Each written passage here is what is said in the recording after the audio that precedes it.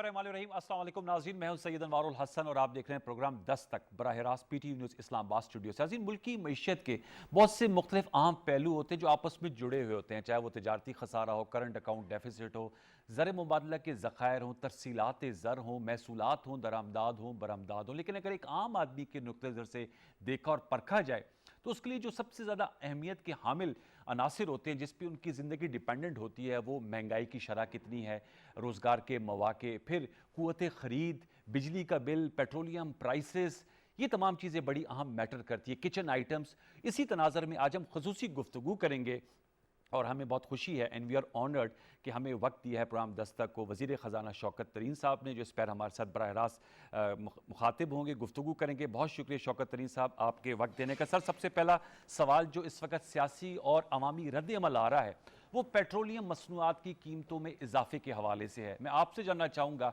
PTV news के viewers को बताइएगा क्या वजह बनी कि ओगरा ने ₹1 पेट्रोल की कीमत में इजाफे की सिफारिश की थी, लेकिन जो नोटिफिकेशन आपकी वजारत से निकला है उसमें ₹5 का इजाफा किया गया है और बहुत सी मुबस्सिरीन की राय में ये रिकॉर्ड इजाफा कीमत हो गई है पेट्रोलियम की। पेट्रोल की ₹123 लीटर, इसी तरह डीजल भी ₹5 बढ़ाया गया है। क्या कहेंगे वज़ीर ख़जाना साहब, इस इजाफे की क्यों कर ज़रूरत महसूस की गई?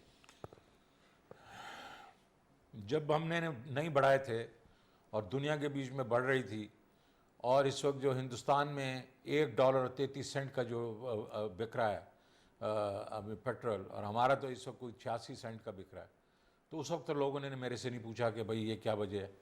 द वेरी फैक्ट इज हम लोग सबसे यहाँ सस्ते हैं इस पूरे इलाके में। हम लोग ने जो बांग्लादेश हो, श्रीलंका हो, इंडिया हो, अफगानिस्तान हो, वो क्यों? क्योंकि इमरान खान ने कहा कि हमने पेट्रोल की कीमतें नहीं बढ़ानी जब तक हमारे में कोई सख्त है। तो हमारे पास जितना भी पेट्रोलियम लेवी थी वो हमने, और जो आपको मालूम है कि पिछली हुकूमत जो है ₹30 पर लीटर पे छोड़ के गई थी, और पिछले दिनों में जब IMF प्रोग्राम आया तब भी काफ़ी ज़्यादा थी। लेकिन जैसे ही मैं आया मैंने कहा हम ये नहीं कर सकते कि अगर हमारे पास पेट्रोलियम लेवी पड़ी हो और हम लोगों की कीमतें बढ़ाते जाएँ। तो पिछले तीन चार महीनों में अगर आप देखेंगे तो पेट्रोल की प्राइसेस इंटरनेशनली जो हैं वो $44 से उठ के $70 तक चली गई, और हमने कोई 10-12% जो है वो कीमत सिर्फ बढ़ाई है। तो वजह ये है कि ये पेट्रोल जो है ये हम पैदा नहीं करते, ये बाहर से आता है, ये इंपोर्ट होता है। तो उसके ऊपर अगर हम लोग उसमें से एक फ्रैक्शन जो है अगर बढ़ा देते हैं तो उसके ऊपर श्योर। अभी आपने पेट्रोल की बात बिल्कुल सही की, ₹1.5 की जो है वो उन्होंने ₹1 कुछ पैसे की कही, हमने ₹5। लेकिन इससे कुछ हफ्ते पहले, कुछ दिन पहले जब हमने जितनी उन्होंने कही थी और नहीं बढ़ाई थी हमने तो हमने पेट्रोलियम लेवी में से उसको किया अपना जो हमारे पास पड़ी थी, और हमने सेल्स टैक्स कम किए, कई जगह तो सेल्स टैक्स भी कम किए। तो इसलिए आप ये कहना कि ये आपने क्यों बढ़ा दी, और फिर मैं इसका और एक जवाब देता हूँ। आज ओगरा ने ₹10.77 जो है डीजल की कीमत में इजाफे का रिकमेंडेशन की। ₹10.77। डीजल वो चीज़ है जो आम आदमी के लिए, क्योंकि ट्रांसपोर्टेशन वगैरह सारी उसमें इस्तेमाल होती है, उसके ऊपर भी हमने सिर्फ ₹5 किया। तो हमने एक किस्म का बैलेंसिंग है कि हमें कोई फ़ायदा नहीं हुआ इससे। पेट्रोल जो है वो कम इस्तेमाल होता है, डीजल ज़्यादा इस्तेमाल होता है, उस पर हमने ज़्यादा जो है वो मतलब लोगों को वो दिया, रिलीफ दिया। तो लेकिन बात सिर्फ ये है कि पेट्रोल की प्राइसेस दुनिया के बीच में अगर बढ़ रही हैं और हम उसको नहीं पास ऑन करेंगे तो ये वही हिसाब हो जाएगा 2008 में जो किया था, मुशर्रफ के वक्त में 7-8 में किया था, प्राइस उन्हीं की थी, और एकदम फिर हमें मैसिव हमारे रन हो गया था, हमारे उसके रिजर्व्स पे सब्सिडीज़ देनी पड़ी थी, और वो उससे जो है हम डिस्टेबलाइज ऑलमोस्ट हो गए थे। तो इसलिए इस वक्त ये जब लोग कहते हैं कि आपने ये बहुत बड़ा बढ़ा दिया, तो आप ज़रा मुड़ के ज़रा देखें ना दुनिया के बीच में क्या हो रहा है, साथ वाले मुल्कों में क्या हो रहा है। क्या हम पेट्रोल खुद पैदा कर रहे हैं? ये हम इंपोर्ट करते हैं, और हमें उसकी प्राइस जो है रियलिस्टिक रखनी पड़ेगी। अच्छा, अब शौकत साहब ये तो आपने इसका अहाता किया, इस पे एक सवाल ये भी आ रहा है, आपने कहा कि अगर रीजन में तकाबल किया जाए तो हमारे भी पेट्रोल की जो प्राइस है वो कम है। इसका काउंटर आर्गूमेंट ये आता है, मैं आपकी मौजूदगी का फ़ायदा उठा के तमाम सवालात आपके सामने रख रहा हूँ, कि हमारे जो लोगों की पर कैपिटा इनकम है, जो क़ुव्वत ख़रीद है, वो उतनी नहीं है जितनी हमारे नेबर कंट्री में बसने वाले लोगों की है। तो उसको भी देखना होता है कि आपने कहा कि पेट्रोल इंपोर्ट होता है, बिल्कुल होता है, लेकिन क्या वो मुताबिकत रखती है कुव्वत खरीद से? क्योंकि पीपल आर हार्ड प्रेस्ड, क्योंकि आप खुद कहते हैं प्रेस कॉन्फ्रेंसेस में कि focus prime minister Imran Khan साहब का और आपका ये है कि महंगाई की शरह को कम किया जाए। क्या इन मेजर से महंगाई की शरह में कमी वाकया हो पाएगी? बिल्कुल नहीं हो पाएगी, ये कम से कम इस। और दूसरी आपने जो बात की है वो मैं उसका ही जवाब दे देता हूँ। क्या आप बात कर रहे हैं? मतलब कह रहे हैं कि जी हमारी परचेजिंग पावर है। क्या इंडिया जो है वो हमारे से बहुत ज़्यादा अमीर है, या बांग्लादेश बहुत ज़्यादा अमीर है? $100-200 का पर कैपिटा का फ़र्क है, और परचेजिंग पावर ऑलमोस्ट सेम है सबकी। मैं अमेरिका से नहीं कंपेयर कर रहा हूँ आपको, मैं इंग्लैंड से नहीं कंपेयर कर रहा हूँ आपको, मैं आपको नेदरलैंड से नहीं कर रहा हूँ, जापान से नहीं कर रहा हूँ, मैं श्रीलंका से कर रहा हूँ, मैं बांग्लादेश से कर रहा हूँ, मैं इंडिया से कर रहा हूँ। इन सब की परचेजिंग पावर जो है वो वही की वही है जो हमारी है, और उनकी जो हमारे से पेट्रोल प्राइस है वो 40-40, 50-50% ज़्यादा है हमारे से ज़्यादा। तो इसलिए आप अपने ज़रा फैक्ट्स को करके ना फिर मेरे से बात करें। अब ये थोड़ा सा बताइएगा, आपने रवा हफ्ते प्रेस कॉन्फ्रेंस की और आपने कहा कि हुकूमत सोच रही है कि अशिया ज़रूरिया की कीमतों पे टारगेटेड सब्सिडीज़ दी जाएं। मैं चाहूँगा कि हमारे व्यूअर्स को ये भी बताइएगा कि उसका क्या मैकेनिज्म होगा, कितने फ़ीसद लोग जो हैं इससे बेनिफिट होंगे, और इसका वे फॉरवर्ड क्या है, इस पर अमल दरामद कब से शुरू होगा? टाइमलाइन ज़रा अगर हमारे साथ शेयर करें आप।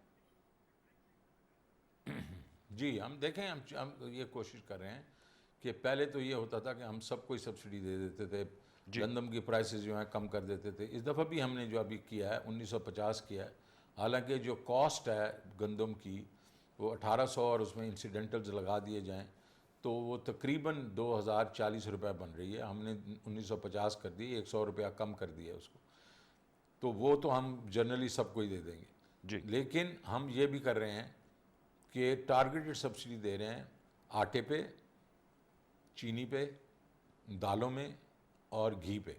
ये हम देंगे, कैश सब्सिडी देंगे तकरीबन 12.5 मिलियन हाउस होल्ड, जो कि हमारा कोई 40% पॉपुलेशन का बनता है, उनको हम देंगे ये कैश सब्सिडी। और उसकी वजह यह है कि हम ये चाहते हैं कि हम टारगेट करें उन गरीब लोगों को जिनको ये सब्सिडी, जिनका हक है, ताकि वो इस वक्त जो महंगाई है, और महंगाई की वजह ये है, मैं आपको ये भी बता दूं कि एक तो पेट्रोल के तो मैंने आपको बता दिया कि जो इंटरनेशनल प्राइसेस बढ़ रही हैं और वो ओपेक जो करता है उसकी वजह से होता है, लेकिन जो बाकी महंगाई है जी। वो इस कोविड की वजह से डिसरप्शंस हुई हैं, और उसकी वजह से प्रोडक्शन कम हुई है दुनिया में कमोडिटीज़ की, और जो उसमें जो लॉजिस्टिक्स की वजह से, बिकॉज ये कंटेनर्स वगैरह जो हैं इनकी जो है वो कमी हो गई है, और जो कंटेनर जो पाकिस्तान में $1500-1200 का जो मिलता था वो अब कुछ 5-5 हज़ार तक हो गया। तो उसकी वजह से महंगाई जो है वो हुई है, दुनिया में हुई है। और वो क्योंकि हम इस वक्त हम इन फूड प्राइसेस में कई इजनास में हम शॉर्ट हैं। हम वीट हम इंपोर्ट कर रहे हैं, चीनी हम इंपोर्ट कर रहे हैं, दालें हम इंपोर्ट कर रहे हैं, घी हम इंपोर्ट कर रहे हैं। उसकी वजह से हम इंटरनेशनल प्राइसेस के साथ लिंक हो गए, तो हम जितनी मर्जी चाहें उतना जो है हम उसको रिड्यूस नहीं कर सकते, लेकिन टारगेटेड सब्सिडीज की तरफ जा रहे हैं। दूसरा हमने ये कहा है टिल ये जो है कोविड के असरात ख़त्म नहीं होते और इंटरनेशनल प्राइसेस नीचे नहीं आती, हम ये कह रहे हैं कि ये 8-10 जो हमारी कमोडिटीज़ हैं उसके लिए अगर हम एक्सपोर्ट कर रहे थे तो हम वो एक्सपोर्ट्स रोक रहे हैं, ताकि ये प्याज, ये जो आप टमाटर, ये जो आपके आलू वगैरह, इनकी प्राइसेस वगैरह नीचे आएँ। दूसरा इनमें जो कि मिडल मैन का जो प्रॉफिट है वो काफ़ी ज़्यादा है, उसकी हम इंजीनियरिंग प्रोसेस इंजीनियरिंग करवा रहे हैं। वो जब हमें पता चल जाएगा कि कहाँ प्रॉफिट ज़्यादा लिया जा रहा है, उसको हम एडमिनिस्ट्रेटिवली ठीक करने की कोशिश करेंगे। शौकत साहब, मैं इसलिए आपसे ये भी सवाल करूंगा क्योंकि सियासत का और मईशत का चोली दामन का साथ है पॉलिटिकल इकोनॉमी, तो आपके सामने मैं ये ज़रूर बयान रखूंगा। शहबाज शरीफ साहब जो कायदे इस पर इख्तलाफ हैं वो तकाबुल पेश कर रहे थे, आप खुद भी चुके अभी भी वज़ीर ख़जाना है माशाल्लाह, पहले भी रह चुके हैं। वो कह रहे थे 2018 की निस्बत 2021 में जो इन्फ्लेशन है उसमें 3% से बकौल उनके वो 17% हो गई है। मेडिसिन की अद्वियात में इजाफा हुआ है। चीनी की कीमत 35 से 85 रुपए हो गई है। बिजली की कीमत निर्ख बढ़ गए हैं। तो मैं आपसे जानना, फर्टिलाइज़र की कीमत बढ़ गई, तो मैं आपसे जानना चाहूँगा आज एक आम पाकिस्तानी अपने आप को 2021 में बेटर ऑफ समझता है एज़ कम्पेयर टू 2018? नहीं जी, बिल्कुल नहीं समझता होगा। वो बिल्कुल ठीक कह रहे हैं। उनको ये भी बताना चाहिए कि उनके 5 सालों के बीच में कमोडिटी प्राइसेस दुनिया में सबसे कम थी, मतलब पूरे डेकेड में कम थी। तो उन्होंने उसके बारे में फिर क्या ऐसी वो की एक्शन लिए कि वो हमेशा बाद में कम रहती। उन्होंने क्या किया? उन्होंने ये कमोडिटी प्राइसेस दुनिया में कम थी, उन्होंने फार्मर को मार दिया। उन्होंने मतलब उनकी प्राइसेस नहीं बढ़ाई। जब प्राइसेस नहीं बढ़ाई तो प्रोडक्शन खत्म हो गई। तो आपकी जो प्रोडक्शन थी, जो ये 2013 में इन्होंने लिया था, वो 2018 में वही की वही थी। हर और हमारी पॉपुलेशन 2% से हर साल बढ़ती गई। तो उसका मतलब है हम शॉर्ट होना शुरू हुए। उसके बाद कोविड आया, कोविड का मैंने आपको बात बताई। तो ज़रूर ये है कि इस वक्त प्राइसेस ज़्यादा हैं, लेकिन इस वक्त हमारा ये भी है कि हमने पिछले 2-3 साल में, क्योंकि कॉन्ट्रैक्शन हुई है इकॉनमी में, हुई थी एक्सेप्ट लास्ट ईयर, तो उसकी वजह से इनकम्स नहीं बढ़ी। अगर इनकम्स बढ़ती रहती उसी रफ्तार से, अगर मतलब जिस रफ्तार से महंगाई वगैरह बढ़ रही है, तो उस वक्त लोगों को वो ना होता। आज लोग इसलिए महसूस करें कि उनकी इनकम जो है वो उस रफ्तार से नहीं बढ़ी। तो हमारी क्या स्ट्रैटेजी? हमारी स्ट्रैटेजी है कि हम अभी ग्रोथ दिखाएंगे। इंशाल्लाह हमने 5% की ग्रोथ की बात की है, और 5% से ज़्यादा ही होगी। और दूसरी साइड पे हमने कहा कि हम ये नहीं सिर्फ बर्दाश्त करेंगे कि ऊपर वालों के लिए ये जो है इनकम बढ़े। हमने नीचे बॉटम अप की भी किया है। ये जो आप कामयाब पाकिस्तान प्रोग्राम आ रहा है, जहाँ हम इंटरेस्ट फ्री लोन्स दे रहे हैं हम सब अपनी तकरीबन 4 से 6 मिलियन लोगों फैमिलीज़ को, वो नीचे उनको इनकम उनकी बढ़ाएगी। तो हम जो है, ये हमें मालूम है कि ये इंटरनेशनल प्राइसेस जो हैं वो ऊपर जाती हैं, नीचे जाती हैं। जब नीचे आएंगी तो फिर उस वक्त ये लोग सब भूल जाएंगे कि आजकल में क्या हुआ था।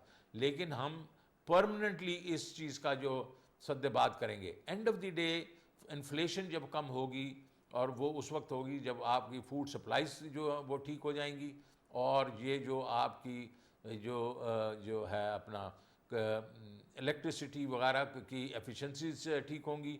और इलेक्ट्रिसिटी पे क्या हुआ है, जिसकी हमने प्राइसेस बढ़ाई हैं, वो इसलिए कि एक्सेस कैपेसिटी लेके छोड़ गए। जो 900 अरब रुपया हमें कैपेसिटी पेमेंट्स में दे रहे हैं हम लोग, और वो अब हमारे ज़िम्मे लग गया है। और किया किसने, वो उनको पता है, वो शहबाज शरीफ साहब को भी पता है। सर, डॉलर की ऊंची उड़ान है, तो शौकत रईस साहब, डॉलर के हवाले से आप बताइएगा इसकी क्या वजह बनी कि अब थोड़ा कम हुआ है, नीचे 168 पर आया है, लेकिन इसकी क्या वजूहात हैं और कैसे इस रुपए की कदर में जो कमी वाक़या हुई है, इस ट्रेंड को कैसे रोका जा सकता है? ये ट्रेंड को तो जब उसी वक्त ही रोक सकते हैं आप, जब आपकी इन्फ्लेशन आपके कंट्रोल में आएगी, नीचे जाएगी, तो ये खुद ब खुद इसमें स्टेबिलिटी आ जाती है। अभी थोड़ा सा बढ़ा इसलिए था कि लोग ज़रा नर्वस हुए थे। हमारा ट्रेड डेफिसिट है, उन्होंने देखा ट्रेड डेफिसिट बढ़ा है, तो उन्होंने कहा ये इंपोर्ट्स बहुत ज़्यादा बढ़ गई हैं, तो शायद ये आउट ऑफ कंट्रोल हो जाएगा और इकॉनमी ओवर हीट हो रही है। तो वो जो है, वो मेरे ख्याल में लोगों को ज़रा गलत फहमी इसलिए है कि उस ट्रेड डेफिसिट में 450 मिलियन डॉलर की तो सिर्फ वैक्सीन की पेमेंट्स हैं। उसके बीच में वो निकाल दी जाएँ तो वो उतना ही है जितना हमने बजट वगैरह किया हुआ। सो ये इसमें जो प्रेशर है ये स्पेकुलेटिव था। वो मेरे ख्याल स्टेट बैंक ने स्पेकुलेशन थोड़ी निकाली है, तो एकदम वो अपनी जगह पे आ गया। दूसरा इसका वजह ये है कि अफ़गानिस्तान में अब हमारे, क्योंकि उनके डॉलर फ्रीज़ हो गए हैं, वो यहाँ से डॉलर लेके जा रहे हैं। फ़्लाइट ऑफ कैपिटल है यहाँ से अफ़गानिस्तान में इन टर्म्स ऑफ डॉलर्स। वो डॉलर्स यहाँ से जा रहे हैं, तो हमारी जो रुपए पे प्रेशर आ रहा है, क्योंकि वो फिर हमें हमारी से चीज़ें रुपए में ख़रीद रहे हैं, डॉलर हमारा यहाँ से जा रहा है, ताकि वो बाहर से उनको जो और इंपोर्ट्स करनी पड़ रही हैं वो उसकी पेमेंट्स कर सकें। तो ये दो चीज़ें हैं जो हमारी इस वक्त थोड़ा सा प्रेशर डाला है, पर इंशाल्लाह ठीक हो जाएगा। सर, ग्रोथ की आपने बात की थी जब ये साल का आपने बजट पेश किया, और आपने कहा था कि 3.9% ग्रोथ रेट आया और अब फोकस ग्रोथ एक्सपेंशन पे होगी। तो मैं आपसे जानना चाहूँगा, उसके लिए आप समझते हैं, और एक्सपोर्ट्स की भी आप हमेशा उस पर इसरार करते हैं, गुफ्तगू में मुख्तलिफ लोगों की, सियासी रहनुमाओं की आ रही होती है, चूँकि आप जो हैं you are calling the shots, आप इस वक्त वज़ीर ख़जाना है। कैसे हम अपनी एक्सपोर्ट्स को बढ़ा सकते हैं? हर हुकूमत आती है, वो कहती है हमारे एक्सपोर्ट्स में इजाफा होना चाहिए, टेक्सटाइल में होना चाहिए, दीगर अजनास में होना चाहिए, हमें डाइवर्सिफाई करना चाहिए, लेकिन अनफॉर्चुनेटली हम वो 25 बिलियन डॉलर के थ्रेशोल्ड से बाहर आगे नहीं जा पाते। इसकी क्या वजह और इसका तदारक कैसे मुमकिन है?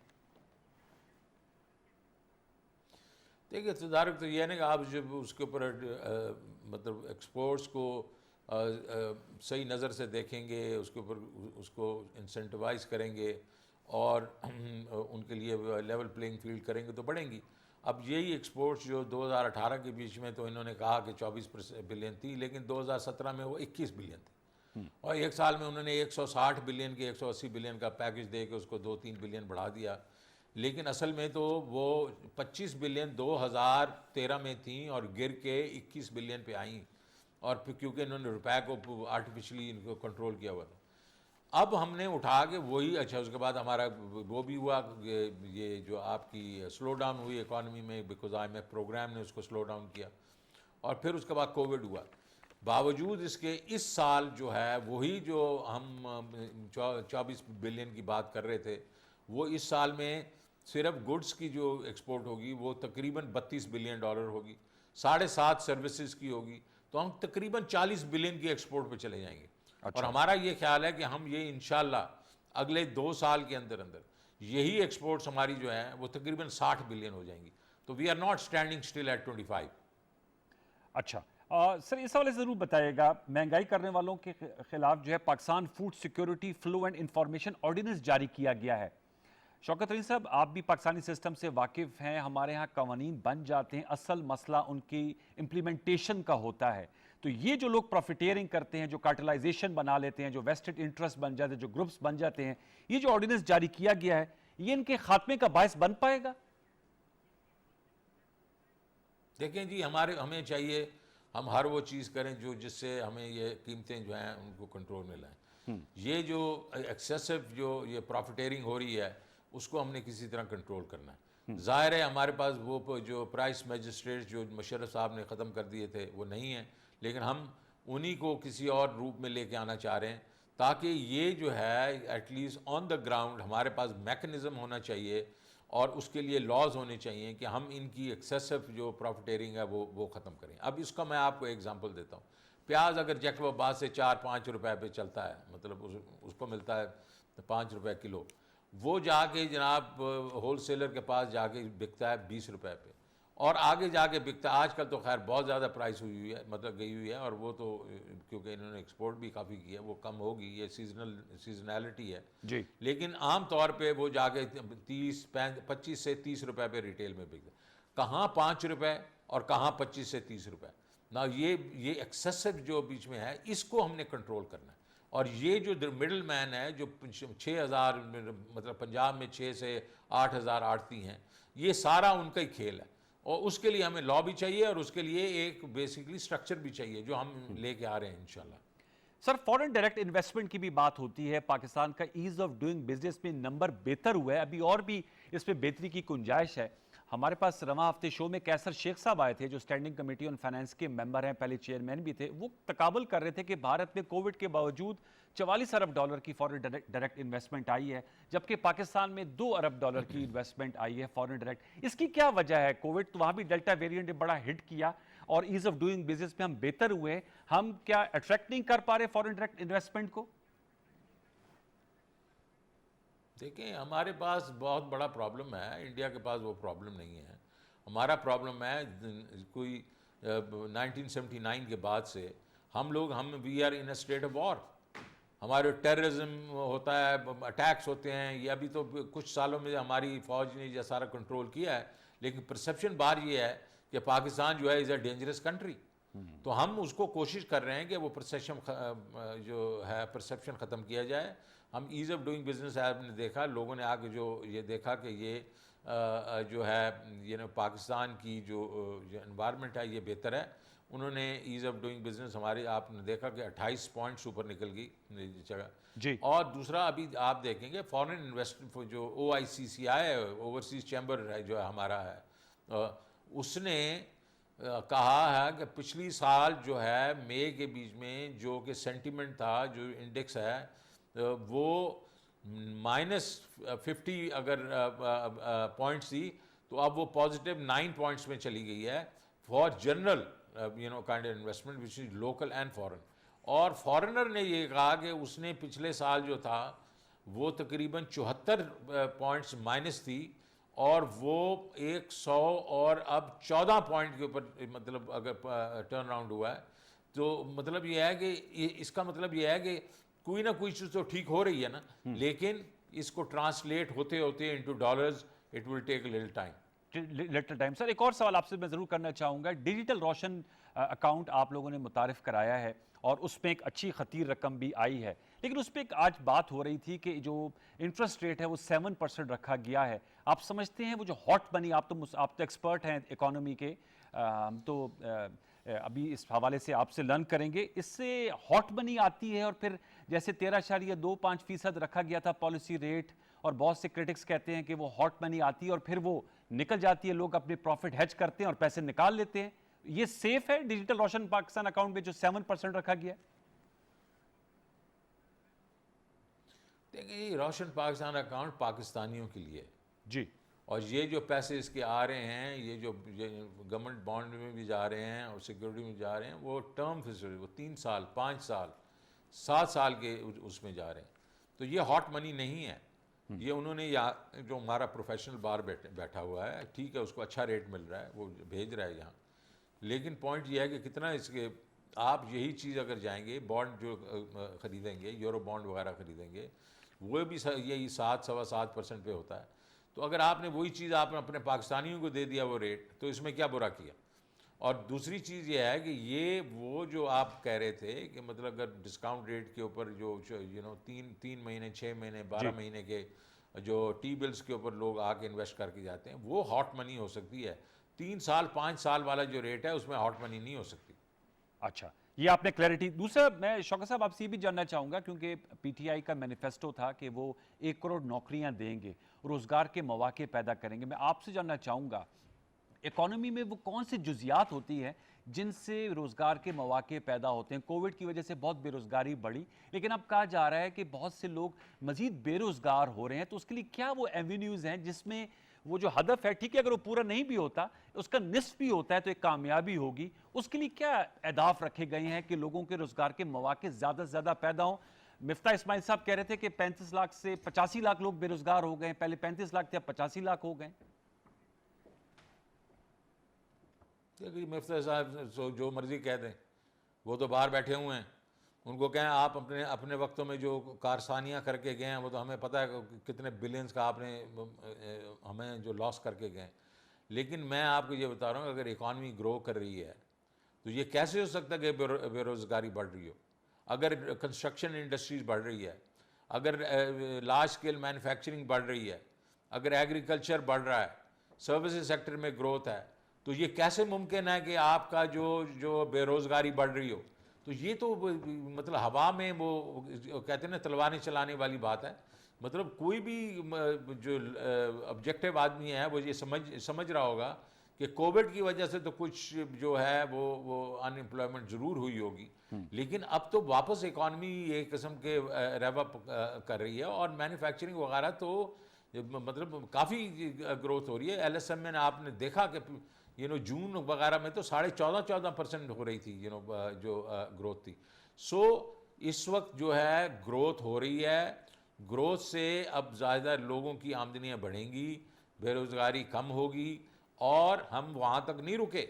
हम कामयाब पाकिस्तान के थ्रू हम निचला जो तबका है जिसमें बेरोज़गारी का इम्कान है या जिसमें हुई है, उसको टैकल कर रहे हैं, उसको डायरेक्टली हिट कर रहे हैं। उनको हम इंटरेस्ट फ्री लोन दे रहे हैं ताकि वो अपने कारोबार करें। ठीक है। तरीन से भी मैं आपसे ज़रूर जानना चाहूँगा, वज़ीर आज़म पाकिस्तान इस वक्त ताजिकिस्तान में है और उनका एक इकनॉमिक विजन है, चूँकि आप you are the head of economic team. आप समझते हैं अफगानिस्तान में अगर इंशाल्लाह पायदारा अमन आता है, जो उज़्बेकिस्तान और सेंट्रल एशियन स्टेट्स की कनेक्टिविटी की बात हो रही है ट्रेन एंड रोड इंफ्रास्ट्रक्चर से, वो गेम चेंजर साबित हो सकता है और उससे हमारे जो ये इन्फ्लेटेड इलेक्ट्रिसिटी के बिल्स हैं तरीन साहब, जो लोगों के लिए बहुत बड़ा दर्द सर बन गए हैं, यकीन आपको इसका इल्म होगा, उनमें कोई कमी वाकया हो सकेगी? देखिए यार, अभी तक तो जो जो हमारा सबसे बड़ा मसला ये है कि ये जो ओवर बिल्डिंग ऑफ कैपेसिटी जो जनरेशन कैपेसिटी कर गए हैं सर, उसके ऊपर बग़ैर यूज़ किए हुए हम लोगों को कैपेसिटी पेमेंट्स दे रहे हैं। ये जो है ये बहुत बड़ा एक किस्म से बोझ है जिसको हम कोशिश कर रहे हैं कि किसी तरीके से इसको कम किया जाए। और जैसे जैसे इकॉनमी ग्रो करेगी, ये वैसे कम होगा, लेकिन इन द मीन टाइम ये हमारे बजट पे सारे पे प्रेशर पड़ता रहेगा। IMF वगैरह कह रहे हैं कि आप और कीमतें बढ़ा दें, बिकॉज आपका अभी भी लॉसेस हो रहे हैं इसमें, आपका सर्कुलर डेट जो है वो शायद इस वक्त रुक गया हो उसमें एक्यूमुलेशन, लेकिन है काफ़ी ज़्यादा, 2.4 के करीब आपका सर्कुलर डेट है जी। तो आप और बढ़ा दें। हम उसको रेजिस्ट कर रहे हैं, और ये हम इसलिए रेजिस्ट कर रहे हैं कि हमारे ख्याल में अगर इसके बढ़ाने से तो महंगाई और बढ़ेगी, हमारी जो इंडस्ट्री और अनकम्पिटिटिव होगी। तो ये मसला हमारा है, लेकिन ये मसला हमने क्रिएट नहीं किया हुआ, ये हमें ये विरसे में मिला। सर वो कहते हैं कलेक्शन में कमी वाक़ई हुई है, 93% थी, कलेक्शन में कमी वाक़ई, और लाइन लॉसेस जो हैं वो 29 से 23 आए थे, लेकिन दोबारा गालिबन 29%। तो आप समझते हैं ये एवेन्यू भी, इस पर भी काम करने की ज़रूरत है, to raise the collection and to lessen the line losses? Line losses जो हैं वो पहले भी कोई तकरीबन 18-19% थे, अभी बल्कि 1-1.5% कम हो गए हैं।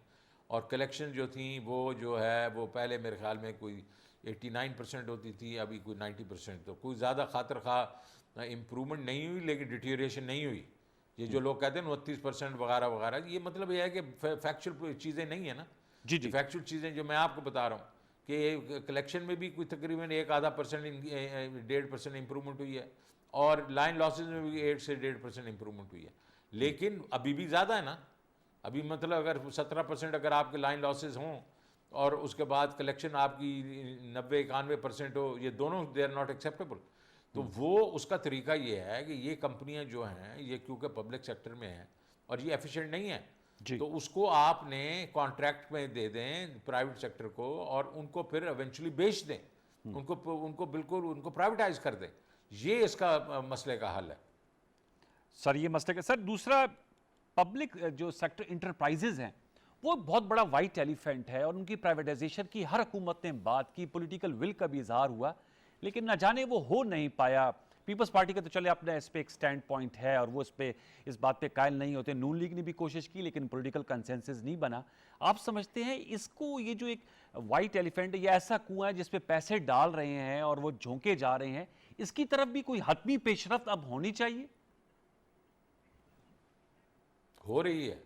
अच्छा। इसमें सिर्फ इसकी हतमी पेशरफ उस वक्त होगी जब इनकी जो ये जो कारखाने हैं, जो बिजनेसेस हैं, ये मिनिस्ट्रियों से निकाल के एक ऐसे इदारे को दे दिए जाएंगे जिसकी मैनेजमेंट जो है वो टोटली प्राइवेट सेक्टर प्रोफेशनल्स के पास होगी। सरमाया मॉडल की मैं बात कर रहा हूँ। अच्छा। और वो जो है वो हमने अभी क्रिएट कर रहे हैं विद इन प्राइवेटाइजेशन कमीशन। ये सारी कंपनियां जो लॉस मेकिंग हैं, आज 10-12 कंपनियां हैं, 13 कंपनियां हैं जो कि 450 अरब रुपए का लॉस करती हैं, ये उनके पास चली जाएंगी, मिनिस्ट्रीज में से निकल जाएंगी। वो प्रोफेशनल्स हैं, वो उसको ठीक तरीके से चलाने की कोशिश करेंगे और फिर उनको बेच देंगे। तो ये पहले तो सारी हुकूमतें लिप सर्विस करती थी, अब ये प्रैक्टिकली होने वाला है। अच्छा सर, इसका ज़रूर मुझे बताइएगा कि एक जो क्रिटिज़म ये भी आता है कि हमारे यहाँ जो टेन्योर है उसको सिक्योर होना चाहिए। आप वज़ीर ख़जाना है, इस हुकूमत से आपसे पहले भी वज़ीर ख़जाना आए, इस तरह FBR के चेयरमैन काफ़ी दफ़ा तब्दील किए गए, टीम में रद्दबदल हो जाता है। शौकत अली साहब, इससे परफॉर्मेंस इफेक्ट होती है? बिल्कुल होती है। आपको कंटिन्यूटी जो है, और बड़ी जॉब में ज़्यादा कंटिन्यूटी होनी चाहिए। तो सर फिर ये क्यों बिल्कुल चेंजेस होती है। आप मतलब अगर आप इस तरफ इशारा कर रहे हैं कि हमने ये जो FBR चेयरमैन लगाया और उसको चेंज कर दिया, वो परफॉर्मेंस बेसिस पे था। वो मतलब देयर वाज एन इवेंट, वो टेक्नोलॉजी के वो मेंबर थे और टेक्नोलॉजी के साइबर अटैक हमारा हुआ तो उसके ऊपर उस बेसिस पे हुआ। और बाकी जो है बिल्कुल कंटिन्यूटी होनी चाहिए। ये सीनियर जॉब्स में कम से कम 3-3, 4-4 साल की कंटिन्यूटी होनी चाहिए। सर कैपेसिटी इश्यूज के हवाले से भी लोग बहुत से सवालात उठाते हैं, बिलखसूस जो आपकी पॉलिटिकल ऑपोजिशन है। शौकत साहब, किस कैपेसिटी की बात कि करें? जो जिस तरह इकोनॉमी को चलाया जा रहा है, जो सिनर्जी होनी चाहिए वजारतों के दरमियान, वो उस तरह की सिनर्जी नहीं पाई जाती। इस इल्जाम में किस हद तक सदाकत है? बिल्कुल गलत है। बड़ा ठीक, हम देखें अगर हमारी सिनर्जीज और कॉम्पिटेंस ना होती तो एक इकॉनमी जो टूटी हुई इकॉनमी थी, जो ऑलमोस्ट बैंकक्रप्ट होने लगी थी एंड ऑफ 2018 में, उसको पकड़ के और एक बड़े सीवियर किस्म के IMF प्रोग्राम के थ्रू उसको मैनेज किया गया। उसमें स्टेबलाइजेशन ला के फिर उसमें ग्रोथ लाई गई और वो जो है 4% की ग्रोथ आई ड्यूरिंग स्टेबलाइजेशन और अब एंड ड्यूरिंग कोविड, और अब जो है हम 5-6% की तरफ जा रहे हैं। तो फिर ये पूरे 5 साल लगे रहिए और एंड पे आके 5.5% की बात करें, जबकि पेट्रोल प्राइसेस भी सबसे कम कीमत पे थी, जिसमें कमोडिटी प्राइस भी सबसे कम कीमत पे थी, और ये 5-5.5% की बात कर रहे हैं। और हम तो ये कह रहे हैं कि विद ऑल द कंस्ट्रेंट्स हम लोग ये जो है इस इकॉनमी को कम से कम अगले 2 साल के बीच में 6-6.5% पे लेके चले जाएंगे। तो इनसे तो हमने काम बेहतर किया ना, तो इनकी टीम से तो ये टीम बेहतर है ना फिर। सर टुवर्ड्स द एंड, अगर ये जो व्यूअर्स आपको सुन रहे, क्या सिल्वर लाइनिंग आप बताएंगे एक आम आदमी के लिए, क्या अच्छी खबर आप देंगे? ज़ाहिर बात है आपने कहा इंटरनेशनल प्राइसेस के साथ जुड़ी हुई हैं हमारी कीमतें, कम होंगी तो उसी तनासब से कम की जाएंगी जिस तनासब से बढ़ाई जाती हैं, और एक आम आदमी के लिए क्या सिल्वर लाइनिंग है, क्या खुशखबरी है अगर वो आप शेयर करना चाहें आइंदा, जिसे कहते हैं short term benefits and long term benefits के हवाले से? शॉर्ट टर्म बेनिफिट और लॉन्ग टर्म बेनिफिट ये है कि इनकी इनकम्स में हम इंशाल्लाह जो ग्रोथ इकॉनमी के बीच में हम जो ग्रोथ लेके आ रहे हैं उसकी वजह से इनकी इनकम्स बढ़ेंगी, इनकी नौकरियां जो हैं मजबूत होंगी, और जिस तरह जैसे जैसे कोविड के असरात ख़त्म होंगे इंटरनेशनल प्राइसेस भी कम होंगी और हमारी जो प्राइसेस भी वो कम होंगी, और हम जो है वो प्रोडक्शन एग्रीकल्चर वगैरह में तेज़ कर रहे हैं, उसकी वजह से भी हमारे पास सरप्लसेस आएंगे, उसकी वजह से भी प्राइसेस कम होंगी। हम एडमिनिस्ट्रेटिव मेजर्स ले रहे हैं, उसकी वजह से भी प्राइसेस कम होंगी। तो हम ये चाहेंगे कि हमारी ये फूड इन्फ्लेशन कम हो और जो है इनकम्स बढ़ें। तो ये दोनों चीज़ें जब होंगी तो इंशाल्लाह लोगों की ये जो इस वक्त की तकालीफ हैं और वो जो प्रेशर हैं वो कम हो जाएंगे। और सर कोई ऐसा वक्त आएगा कि हम 22वें IMF के प्रोग्राम में हैं कि पाकिस्तान का मुस्तकिल बुनियादों पर IMF और आलमी मालियाती इदारों से छुटकारा मिल जाए? मैं तो आया इसीलिए हूँ। अच्छा, मैं एक दफ़ा मिनिस्टर रह चुका हूँ, मुझे तो इसकी ज़रूरत ही नहीं थी कि मैं वापस आता था। मैं इधर आया हूँ इमरान खान साहब को मदद करने के लिए कि इस मईशत को मजबूत बनाया जाए, और इतना मजबूत बनाया जाए कि ये एक किस्म की उभरती हुई इकानमी हो, किसी IMF किसी वर्ल्ड बैंक के मरूम में मिन्नत ना हो, और गरीब आदमी जो है उसके लिए अगर ये कामयाब पाकिस्तान प्रोग्राम जो है ये कामयाब हुआ और जो इंशाल्लाह होगा, तो गरीब आदमी जो है वो अपनी इज्जत की वो रोटी कमाएगा और वो घर में सुकून से अपनी छत के नीचे सोएगा। बहुत बहुत शुक्रिया वज़ीर ख़जाना शौकत तरीन साहब, आपका शुक्रिया कि आपने प्रोग्राम 10 तक के लिए वक्त निकाला। व्यूअर्स, अहम नुकात थे जो आपके सवालात थे वो मैंने वज़ीर ख़जाना साहब के सामने रखे। इस पर ज़रूर अपनी फ़ीडबैक दीजिएगा। एक छोटा सा वक्फ़ा लेंगे, वक्फ़े के बाद आएंगे तो वज़ीर-ए-आज़म पाकिस्तान शंघाई कॉरपोरेशन ऑर्गेनाइजेशन की समिट के हवाले से ताजिकिस्तान में मौजूद हैं। तो शंबे में उनकी अहम मुलाकातें भी हुई हैं, इस पर हम गुफ्तगू कर रहे होंगे, अफ़गानिस्तान के पर्सपेक्टिव से भी बात कर रहे होंगे। हमें डॉक्टर रिफत हुसैन साहब सीनियर एनालिस्ट ज्वाइन कर रहे होंगे, उनका पर्सपेक्टिव लेंगे। एक छोटा सा वक्त, दोबारा लौट के आते हैं, हमारे साथ रहिए।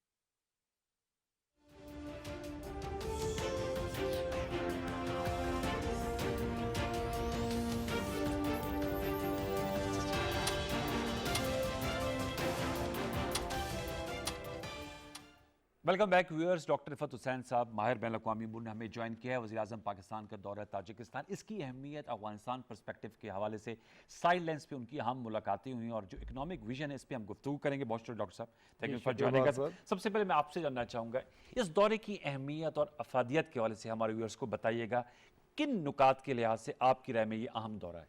जी शुक्रिया बहुत बहुत अनवार साहब। इस दौरे की अहमियत मेरे ख़्याल में 3 ज़ावियों से आप देख सकते हैं। पहला तो ये है कि ये ताजिकिस्तान का जो हमारा हमसाया मुल्क है वो SCO का बड़ा इम्पोर्टेंट मेंबर है जी, और उसके हवाले से जो बायलैटरल कॉन्टेस्ट के अंदर ये मुलाकात बड़ी अहम है। लेकिन उससे बढ़ के भी वज़ीर-ए-आज़म की इस जो विज़िट के हवाले से वो SCO की जो की 20th मीटिंग है सबरान ममलिकत की, उसके अंदर भी शिरकत के लिए वो गए हैं। और तीसरा ये है कि इसकी साइड लाइन्स के ऊपर SCO का तो एजेंडा है ही है, वज़ीर-ए-आज़म उसके ऊपर तकरीर करेंगे, लेकिन जो वहाँ पे मुलाकात के लिए जो ख़ास तौर पे ईरान के जो नए सदर हैं उनकी इब्राहिम रईसी साहब, उनके साथ भी वज़ीर-ए-आज़म की मुलाकात मुतवक्की है, हो गई है सर। और जी हाँ, और वो उसके अंदर वज़ीर-ए-आज़म ने उनके साथ एक्सचेंज ऑफ किया है और उनको अपने विजन के बारे में बताया है और ईरान और पाकिस्तान के बाहमी तल्लुकात जो हैं उसके ऊपर भी बातचीत हुई है। और चौथा एंगल जिसको आपने बड़े अच्छे तरीके से बताया है कि वो अफ़गानिस्तान का एक कॉन्टेक्स्ट है। तो ये जो नई डेवलपमेंट्स हैं, अफ़गानिस्तान की जो सूरत हाल है उसके हवाले से भी वज़ीर-ए-आज़म का और पाकिस्तान का नुक्ता नज़र दूसरे लोगों के मुल्कों के लोगों तक पहुँचाना और वो बड़ा ही अहम है। तो अगर इन 3-4 ज़ावियों को अगर आप मिला के देखें तो विज़िट जो है उसका क्यूमुलेटिव इम्पैक्ट जो है पाकिस्तान की ख़ारजा पॉलिसी के हवाले से और जो उसमें अफ़गानिस्तान का मसला जो कि एक सेंट्रल इशू है उसके ऊपर फोकस करने के हवाले से ये डॉक्टर साहब एक रीजनल अप्रोच हमें नज़र आ रही है पाकिस्तान की। वज़ीर ख़ारजा साहब भी गए थे जब ये 15 अगस्त को कंट्रोल संभाला, अब तो वहाँ बुरी हुकूमत है अफ़गान तालिबान की। आप समझते हैं ये जो रीजनल अप्रोच है, और कल भी प्राइम मिनिस्टर इमरान खान साहब का CNN पे इंटरव्यू हुआ तो उन्होंने कहा कि इंटरनेशनल कम्युनिटी को आगे बढ़ना चाहिए for the sake of people of Afghanistan. अगर हम उन्हें तना छोड़ते हैं तो एक और कैटास्ट्रफी जन्म ले सकती हैं। आप समझते हैं इंटरनेशनल रिकग्निशन के भी मुतलाशी हैं अफगान तालिबान गवर्नमेंट। ये जो रीजनल अप्रोच अपनाई गई है इट विल री बेनिफिट्स। और ईरान की आपने बात की, माजी में जब 1996 में आए थे तो उस वक्त सेम पेज पे नहीं थे पाकिस्तान और ईरान, इससे फ़र्क पड़ रहा है? जी, रीजनल अप्रोच की ज़रूरत यूँ है कि अफ़गानिस्तान को स्टेबलाइज़ करने के लिए, वहाँ पे सस्टेनेबल पीस के लिए, या वहाँ पे जो तालिबान की हुकूमत है उनके हवाले से जिन मसाइल के से वो दो चार हैं उनके हल के लिए जब रीजनल कंट्रीज़ आपस में मिल के नहीं बैठेंगे, उनके दरमियान एक निगोसिएशन या एक रीजनल डायलॉग नहीं होगा और वो अगर अपने इंडिविजुअल इंटरेस्ट को परसू करेंगे तो फिर उससे अफ़गानिस्तान के मसले को हल करने का जो है इम्कान बहुत कम हो जाएगा। और वो न सिर्फ पाकिस्तान और अफ़गानिस्तान के तल्लुकात को भी मुतासर कर सकता है, लेकिन मैं समझता हूँ कि उससे जो बैनुल-अक़वामी बिरादरी का जो मौक़िफ़ है उसको भी अच्छे तरीके से निभाया नहीं जा सकता। तो मेरे ख्याल के अंदर इस चीज़ की बड़ी सख्त ज़रूरत है कि पाकिस्तान और बाकी अफ़गानिस्तान के जो हमसाया मुल्क हैं जिसमें 2 सेंट्रल एशियन स्टेट्स हैं, चाइना है और बड़ी ताकतें, फॉर एग्जाम्पल रशिया के साथ भी प्राइम मिनिस्टर की हाल ही में टेलीफोनिक कन्वर्सेशन से उनकी बात हुई। जी, तो वो और बहुत से लोगों का ख्याल है कि हमें इन ममालिक के साथ साथ हमें थोड़ा सा नेट जो है उसको वाइडर कास्ट करना चाहिए, क्योंकि जिस किस्म की मखदूश सूरत हाल अफ़गानिस्तान के अंदर इस वक्त प्रवेल कर रही है, ह्यूमैनिटेरियन कैटास्ट्रॉफी की प्राइम मिनिस्टर ने भी बात की है, उससे एंटोनियो गुतेरेस जो हैं वो भी बात कर चुके हैं। तो मेरा ख़्याल ये है कि जब तक ये रीजनल अप्रोच या रीजनल कंट्रीज़ का एक रीजनल इनिशिएटिव है जो कि पाकिस्तान अकेला नहीं ले सकता, पाकिस्तान को अपने हमसाया मुल्क के साथ मिलके एक रीजनल इनिशिएटिव को प्लान करना चाहिए और उस हवाले से अफ़गानिस्तान के अवाम की मदद करनी चाहिए। मैं तालिबान की, क्योंकि जब आप तालिबान की बात करते हैं तो अनफॉर्चुनेटली इस वक्त वेस्टर्न प्रोपेगेंडा आपको नज़र आ रहा है कि वो समझते हैं कि अफ़गानिस्तान सिर्फ महदूद है तालिबान के तहत। तालिबान की हुकूमत ज़रूर है, वो ताकत में आ गए, जी। लेकिन अफ़गानिस्तान का 40 million peoples lives are at stake. Yes. और उसके अंदर वो ताजिक भी हैं, नॉन ताजिक भी हैं, हज़ारास भी हैं। हज़ारास भी हैं, पश्तून्स भी हैं। तो उन लोगों के जो एंग्जाइटीज़ हैं, उनके जो प्रॉब्लम्स हैं, जो कि ज़्यादातर जो है माशी नौयत Yes. के प्रॉब्लम्स हैं, उनको हल करने के लिए मेरा ख्याल ये है कि इंटरनेशनल कम्युनिटी के लिए ये बड़ा अच्छा मौका है कि वो अपना बेस्ट फुट फॉरवर्ड करें। और अगर रिकग्निशन नहीं भी हुई तो अमेरिका की कम से कम और यूरोप की मुझे कोशिश नज़र आती है कि वो ये चाह रहे हैं कि किसी तरीके से अफ़गानिस्तान के अंदर जो तालिबान की हुकूमत है उसको बाईपास करके जो ह्यूमैनिटेरियन कॉरिडोर इस तरीके से खोला जाए कि हमें हुकूमती जो अफ़गानिस्तान की हुकूमत है उसके साथ रब्ता नहीं काम करना चाहिए। लेकिन मेरे ख्याल में it's wrong headed approach. Okay. वो उसको आप एक क्राइसिस मैनेजमेंट के तौर पे तो आप फौरी तौर पे इमदाद की, जहाँ पे माली इमदाद की या सहूलतों की ज़रूरत है या फूड इनसिक्योरिटी का मसला है, उसके लिए तो आप इस्तेमाल कर सकते हैं। लेकिन लॉन्ग टर्म में जो अफ़गानिस्तान के अंदर जो इक़्तिदार के अंदर जो लोग हैं जो कि तालिबान हैं, उनके साथ उनको ऑन बोर्ड लिए बगैर आप किसी किस्म का कोई जो एक कॉम्प्रिहेंसिव इनिशिएटिव है वो नहीं ले सकते। वो नहीं ले डॉक्टर साहब ये ज़रा हमें ज़रूर बताइएगा, इंक्लूसिव गवर्नमेंट की बहुत बात होती है।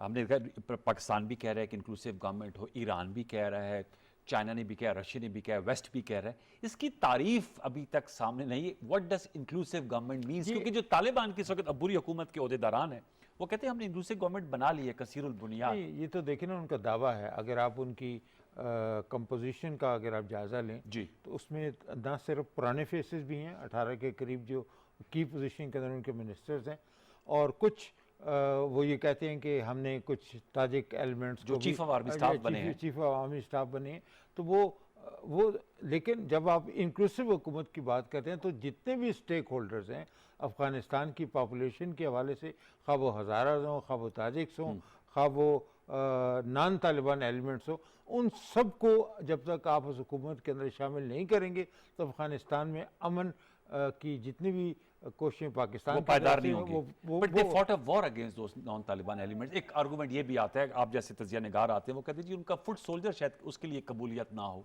नहीं, लेकिन वो कबूलियत ना हो, लेकिन दूसरी तरफ हमें ये भी पता है कि अफ़गानिस्तान की जो लीडरशिप है, जो उनके अमीर हैं हैबतुल्लाह साहब जी, तो वो उनकी बात को मेरे ख्याल के अंदर वो अगर अपने जो फील्ड कमांडर्स हैं या वो लोग जो लड़ाई करते रहे हैं, वो लड़ाई करते वक्त जो है उनको अगर परसुएड करें, अगर उनकी तरफ से मैसेज आए कि हम भी कोशिश ये कर रहे हैं कि इस अमन को पायदार बनाने के लिए हमें उन तमाम स्टेक होल्डर्स का हमारे लिए शामिल करना ज़रूरी है, तो मेरे ख्याल में ये मैसेज जब जाएगा तो उसके दो असरात होंगे। एक तो ये है कि international community would feel reassured कि अफ़गानिस्तान की जो तालिबान की हुकूमत है it's moving in that direction. वो उसको हो सकता है उनको शायद 3-4 महीने लग जाएं, और बाकी जो इसका मेकअप जो है उसके अंदर इंक्लूसिव हुकूमत की आप बात करते हैं तो उसके अंदर 3 क्रिटिकल एलिमेंट्स हैं। उसके अंदर ख़वातीन की शमूलियत, उसके अंदर मिनॉरिटीज़ के राइट का तहफ़्फ़ुज़, और ये उस वक्त तक आप नहीं कर सकते हैं जब तक कि आप कोई एक नया ढांचा जो है, तंजीमी ढांचा इस किस्म का बनाएं, तो उसके अंदर legal protection of these rights जो है जब तक नहीं होगी तो वो इनसिक्योर होगी। Sir coming back to SCO, आपसे मैं जानना चाहूँगा, अपना एक इकोनॉमिक इकट्ठ है ये, अपना वो पोटेंशियल हासिल करने के लिए क्या इसमें आप समझते हैं अभी भी चैलेंजेस दरपेश हैं? पाकिस्तान अब इसका एक मेंबर है।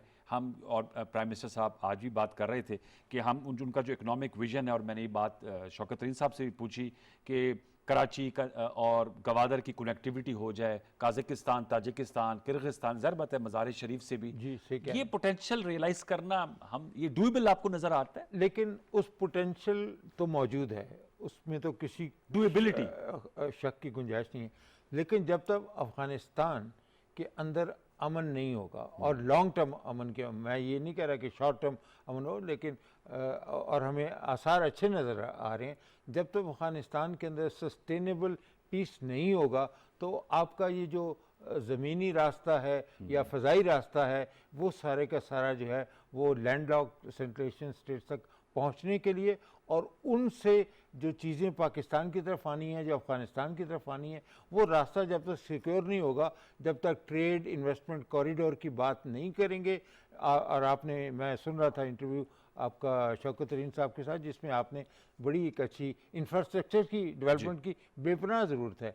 टापी का एक प्रोजेक्ट है जो कि तुर्कमानिस्तान, अफ़गानिस्तान, पाकिस्तान और आगे इंडिया तक भी अगर जाए, अगर इंडिया तक वो ना भी जाए तो कम से कम तुर्कमानिस्तान, अफ़गानिस्तान और पाकिस्तान तक उसकी अगर तकमील हो जाए, और उसके अंदर वर्ल्ड बैंक की काफ़ी सारी स्टडीज़ भी हैं, उन्होंने इन्वेस्टमेंट भी की हुई है। अप टू मेरे ख्याल में उसका तखमीना जो है वो तब्दील होता रहता है, लेकिन 13 या 15 बिलियन डॉलर का जो मल्टी नेशनल प्रोजेक्ट है, मल्टी ईयर प्रोजेक्ट है, उसको उठाने के लिए भी बड़ा ज़रूरी होगा।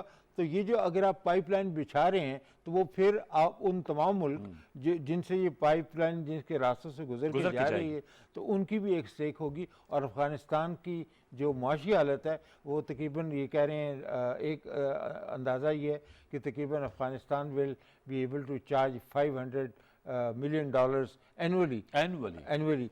तो ये अगर उनके तो बहुत से माशी जी माशी का बतावा हो जाएगा। और दूसरी बात है कि इंफ्रास्ट्रक्चर की एक और भी बड़ी अहमियत है कि अफ़गानिस्तान के पास तकरीबन कोई मैं वर्ल्ड बैंक की कोई स्टडी देख रहा था, उन्होंने कहा है कि अफ़गानिस्तान के अंदर जो मादनी ज़खायर हैं या मादनी जो उनकी दौलत है, उसका जो एस्टिमेटेड पोटेंशियल है, उसका वो तकरीबन $3 ट्रिलियन का है। $3 ट्रिलियन का एस्टिमेटेड पोटेंशियल है। और उसके हवाले से उसके अंदर कुछ इन्वेस्टमेंट जो है वो चीन ने भी कर रखी है, $3 बिलियन की आने के जो कॉपर के ज़खायर हैं। तो वो चीन भी इंटरेस्टेड है कि किसी तरीके से अफ़गानिस्तान की इस मादनी दौलत को, जिसके अंदर बड़े ही रेयर किस्म के जो रिसोर्सेज हैं वो शामिल हैं, और उसको एक्सट्रैक्ट करके, लेकिन उसको एक्सट्रैक्ट करने के लिए भी ना सिर्फ आपको टेक्नोलॉजी की ज़रूरत है, बल्कि अफ़गानिस्तान में एक अंदरूनी अमन का सिलसिला, और उसमें स्पॉयलर्स भी बहुत हैं।